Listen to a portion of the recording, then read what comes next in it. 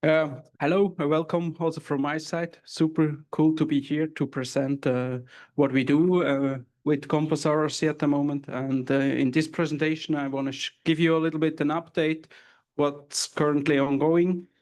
Today, I'm here with the HSLU together with Samuel Ackermann. Hi. We have structured our presentation a little bit in three parts. At the beginning, I give you a little update on the international collaboration where we have already. And then Samuel will present how they use COMPAS and the COMPAS RRC extension in Lucerne. And at the end, we will speak a bit about how we work on joint workshops together. So this is a super cool slide. It shows that we are already in 8 different countries. We have a collaboration with 23 different institutions worldwide, but it makes it also very difficult because we have not only software, with the thanks to the base framework of COMPAS, we can, with our extension, bring the computational designs into real-life actions through controlling ABB robots, as we have seen very good before by Jewei. And this network or this framework offers a wide range of flexibility to combine different tools like text to voice with simple robot action at the end. What I would like to highlight here in this slide at the moment, maybe you are familiar with our robots here in the lab. We have 2 hanging robots with 40-kilo payload. And in the USA, at the Georgia Tech, Edward Broom is building up a new lab space with 2 hanging robots with 150-kilo payload. For me, this is a huge hardware setup that will stay for longer, and we really look forward to operate these robots also through COMPAS RRC in the future. And it's a great chance for everybody here also to collaborate with this institution in the future. But by the challenge of this international collaboration, it became clear to me it's very difficult to have enough time to get in exchange with all those groups. Therefore, we focus at the moment into 2 hubs. We have a knowledge hub in Canada and another one in Switzerland. The one in Switzerland is clearly together with the HSLU. You will hear more later about that. And the one in Canada, the specific points to become a hub with us is we need always a manager on site and an engineer.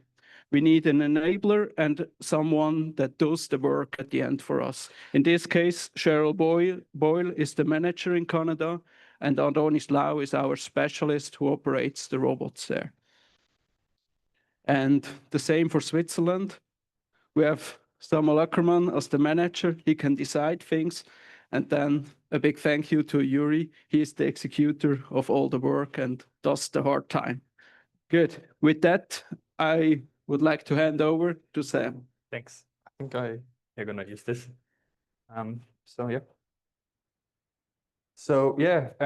Philippe asked me, I think we have a bit of an echo. Yeah, I think maybe I have to stand a bit over here. So Philippe, ich nehme das so. Yeah, maybe this is better. Yeah, much.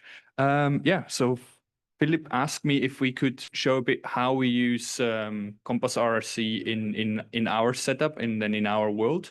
So we already saw the very nice large-scale production before for the Torre Alva, and so now comes something much smaller. But we also started in a bigger frame. So this is all education-based. So we are on a bachelor's level, classes of 30 people, all getting very short introduction to robotics in a general realm where some people have a lot of Python skills, some have none. So we start really with a very mixed field. So the assignment basically for this year was together with Erne Holzbau here in Switzerland. They use some large-scale setups to produce, for example, the roof that is upstairs here at ETH, but also do a lot of real commercial work everywhere. So they do a lot of facades. One thing that can be really easily automated and that also fits in our time frame. So we focus for this assignment on facades specifically. And the idea was really, we had basically 4 weeks of each like 2 to 2.5 hours. So in total, only 10 hours to really work with the students. So very short time frame, but that also means we have to prepare things easily for the students, make it very accessible. And that's where COMPAS RRC is absolutely key. So quickly to our setup, very simple. We see a lot of setups here like that, also standing around mainly for PhD theses and so on. It's an ABB collaborative robot, and then a table saw where things can be cut to size, to angles, and so on. And the students can operate the whole thing by themselves. So the idea is also that we don't have to supervise them. They can just work along, and we can really work also with larger groups. And yeah, that's where COMPAS RRC comes in. As I said before, we have a very diverse environment of students that we work with. So the idea was really that we prepare as much as possible. The students who have a lot of knowledge can go further if they want to.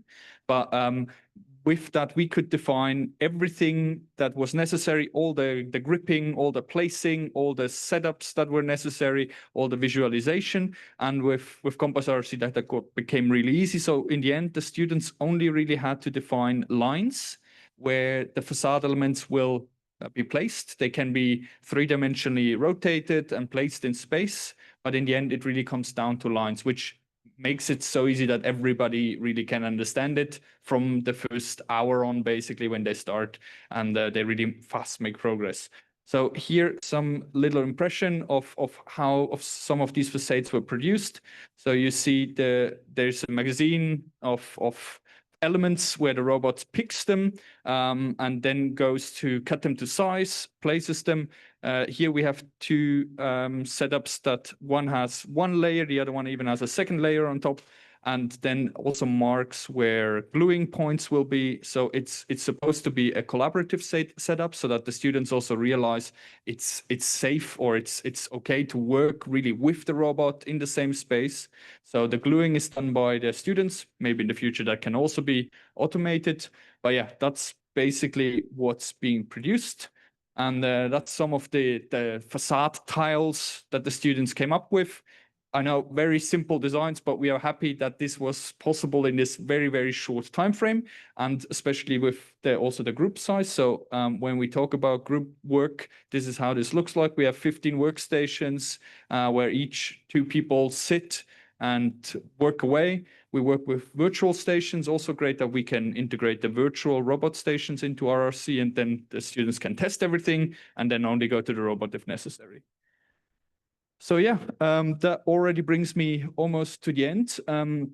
Quick outlook, we are currently planning to bring the whole setup also to Swissbau, if that's possible. We're talking with Swissbau to have a stand where we're going to show probably a bit of a larger setup with also rail integrated, to also show how easy it is then for people at the stand to interact with our robots through COMPAS RRC.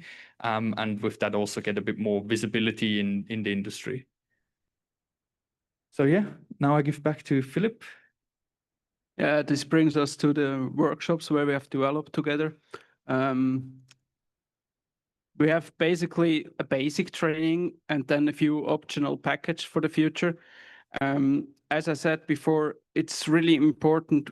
We really try to bring our workflows from research to industry, and software is one thing, but we use hardware at the end, and we build machines and processes. And with this together, at the beginning, we have really to make a safety briefing that our users are properly informed of what they have to cover if they build machines for industry. And so in the basic training, we make a safety briefing at the beginning. Then we give an overview of our workflows. Then it's also very important that all the users are cared very well. So we install everything together with them on one day. We explain exactly what they have to install on the robot, what they need to install on their personal computers.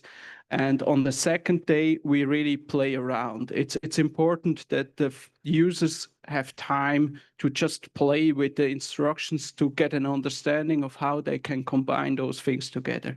And then optional later, we have the packages where we show process workflows. At the moment, we have a drawing workflow where we can draw with the robot, or the tower stacking. The tower stacking 1 is without the closed loop collaboration, and the tower stacking 2 is a process where we stack blocks with a measuring sensor that brings the block heights back into the design environment. And together with Haarsalu and with Sea Salt in Canada, we offer those workshops to industry, to others, and yeah, would be very happy if you would get in touch with us, if we can help and collaborate with you in the future.